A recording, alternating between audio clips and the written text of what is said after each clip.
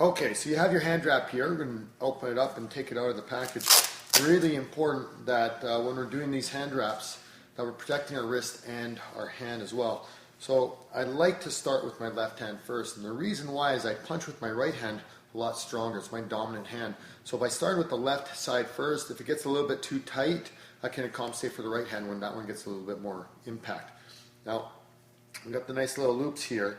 I want to put this on my thumb, but not this way across my wrist. I want it to go around the back side. And the reason why is if I wrap it this way, eventually this starts to slide past my knuckle and it gets a little annoying and comes unhooked. So pass it around the back side. Now what we want to do is not get too tight, play with the tension. Layers will help, but we want to keep it firm. And the bands or the wraps do stretch a little bit, so taking into account that, I want to go around my wrist. I'm going to go a few times around my wrist. And now you'll see some people, they get a little excessive and they go pretty high up. You don't have to worry so much about that. It's just a few inches below your wrist. That's what we're really trying to stop, is your wrist from bending. So I go around my wrist a couple times. I'm going to go up and around my palm as well, and just over my knuckles. Now, this isn't so much to protect my knuckles. I shouldn't be punching a bag with just my hand wraps on, but maybe you will. This will help it from protecting the skin of your knuckles. We just want to create a little bit of tension here. So not too much, just around and then back down.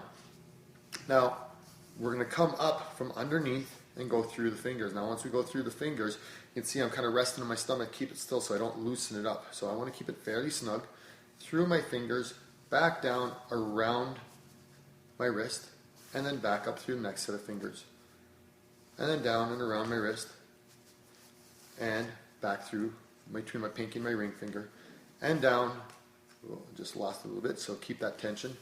Down around the wrist, and once again, and then I'm going to go back up around my hand just to keep this together so it doesn't come undone.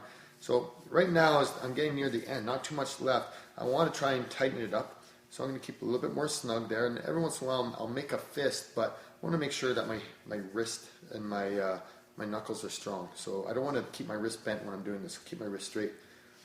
Go around my wrist a few more times, and this is where you can really start to snug it up if it's getting a little bit tight. And you'll see right now you got the Velcro on one side. If it ends up being on the wrong side, that's fine. Just give it a little turn and put it over. No one's the wiser. So got my hand wraps on. What we're looking for is if I can bend my wrist roughly 9 degrees on one side, I shouldn't be able to bend it that much on the other side. Okay, so you can see one wrist can bend a lot more than the other.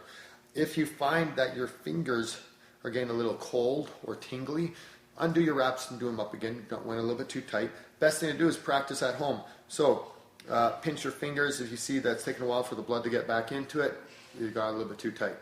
That's how you do your hand wraps.